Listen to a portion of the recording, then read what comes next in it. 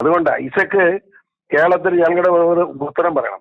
Vote ചോദിക്കാൻ വന്നാൽ ആട്ടുമേടിക്കും. ഒന്ന് നോക്കിയോ, എന്തിനും ക്ഷേമ പെൻഷൻ പാവങ്ങളെ വയസ്സുകളായിട്ട് പാവങ്ങൾ ദാരിദ്ര്യരേഖയ്ക്ക് താഴെയുള്ള പാവങ്ങൾക്ക് 2500 ക്ഷേമ പെൻഷൻ കൊടുക്കുമെന്ന് പറഞ്ഞ് അധികാരത്തിൽ വന്നിട്ട് ഇപ്പോഴും 1600 നിർത്തി വെച്ചിരിക്കുക.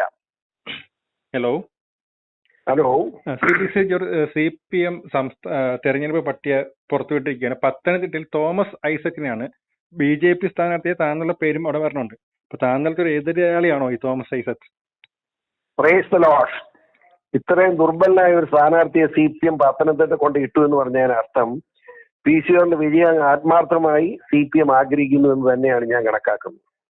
കാരണം ആലപ്പുഴ സ്വന്തം നാട് ഐസക്കിന്റെ നാട് ആലപ്പുഴയാണ്. ആ മനുഷ്യൻ എന്തിനാണ് ഈ പത്തനംതിട്ടയ്ക്ക് വരുന്നത്?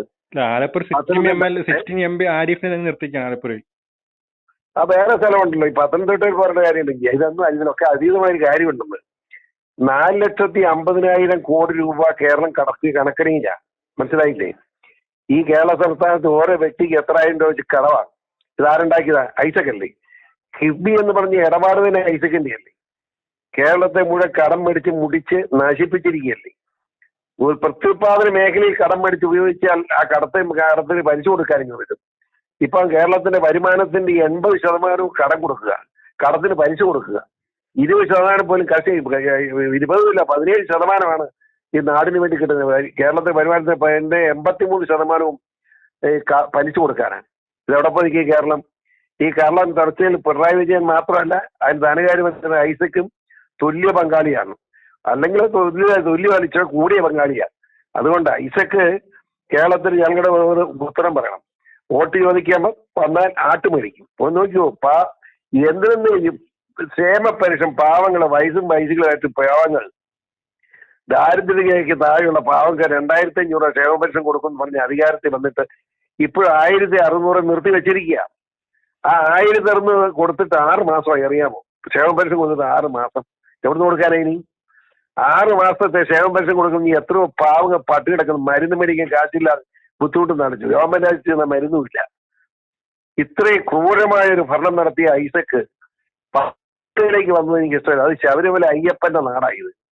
ശബരിമല അയ്യപ്പൻ വെറുതെ വിടുകയല്ല. അയ്യപ്പന് ശബരിമലയുടെ പ്രാധാന്യം നമുക്കെല്ലാം അറിയാമല്ലോ. എല്ലാ സ്ഥലത്തും എപ്പോഴും, പ്രത്യേകിച്ച് ശബരിമല അയ്യപ്പൻ എന്ന് പറയുമ്പോൾ 10 വയസ്സിന് 52 വയസ്സിന് ഇടയ്ക്ക് പ്രായമുള്ള സ്ത്രീകൾ കാണാൻ പാടില്ല. വളരെ സ്ട്രിക്റ്റ് ആണ്. എത്രയോ കൊല്ലമായി പാരമ്പര്യമായി അനുഷ്ഠിക്കുന്ന ഒരു അനുഷ്ഠാനമാണ്.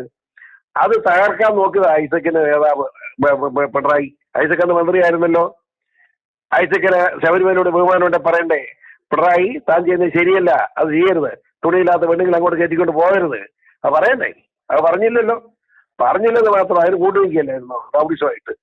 അപ്പോ പത്തനംതിട്ടയിലെ ജനങ്ങൾക്ക് പ്രതികാരം ചെയ്യാൻ ശബരിമല അയ്യപ്പനെ ബഹുമാനിക്കുന്ന ശബരിമലയോട് ആദരവുള്ള ജനങ്ങൾക്ക് പ്രതികാരം ചെയ്യാൻ അവസരം കിട്ടിയിരിക്കുന്ന CPM-നിട്ടും അതോടൊപ്പം നമ്മുടെ ഐസക്കിനിട്ടും. നന്നായി വരട്ടെ.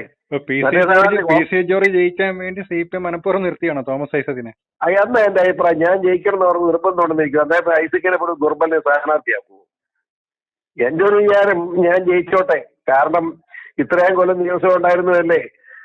ഈ കേരളത്തിൽ ആരെങ്കിലും കേന്ദ്രത്തിൽ പറയാൻ ആള് വേണ്ട. ഇപ്പോ പിണറായി വിജയൻ തന്നെ വേണ്ട കേന്ദ്രത്തിൽ പോയി കുത്തിയിരിക്കാൻ. ആളൊന്നും ഇല്ലല്ലോ പറയാൻ. അപ്പൊ PCR പോയ വല്ലതും പറഞ്ഞു വല്ല ദാനം കിട്ടുമോ, വല്ല ഔദാര്യം കിട്ടുമെന്ന് നോക്കാൻ വേണ്ടി പിണറായി വിജയൻ മനഃപൂർവ്വം ദുർബലനായ ഐസക്കിനെ ഇട്ടു എന്നാണ് എന്റെ ഒരു വിചാരം. അങ്ങനെ ഞാൻ കരുതുന്നത്. കാരണം മറുഭാഗത്തെ സ്ഥാനാർത്ഥി കോൺഗ്രസ്സുകാർക്ക് ഇഷ്ടമില്ലാത്ത, കോൺഗ്രസ്സുകാർ തള്ളിക്കളഞ്ഞിരിക്കുന്ന ഒരു സ്ഥാനാർത്ഥിയാ ആന്റണി.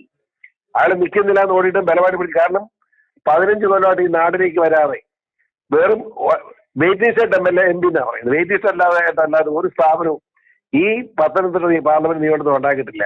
ശബരിമലയെ പറ്റി പോലും വേണ്ടിയിട്ട് പാർലമെന്റ് 15 കൊല്ലം പാർലമെന്റ് ഇരുന്നിട്ട് ഞങ്ങളെ ശബരിമല എന്നൊരു വാക്കെന്ന് പറയേണ്ടതാണ്. അതുപോലും അവിടെ പറഞ്ഞിട്ടില്ല.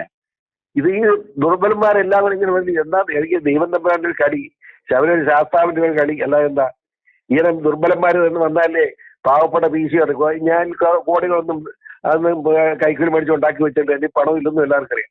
അപ്പൊ ജനങ്ങളുടെ മനസ്സുകൊണ്ട് എനിക്ക് അതുകൊണ്ടായാലും ദുർബലന്മാരെ കൊണ്ട് ദൈവം തന്നെ കൊണ്ട് തരുന്നതെന്നാണ് ഞാൻ വിശ്വസിക്കുന്നത്. ഏതായാലും നന്നായി, ദൈവം അനുഗ്രഹിക്കട്ടെ. നന്ദി സർ PC ജോർജ്.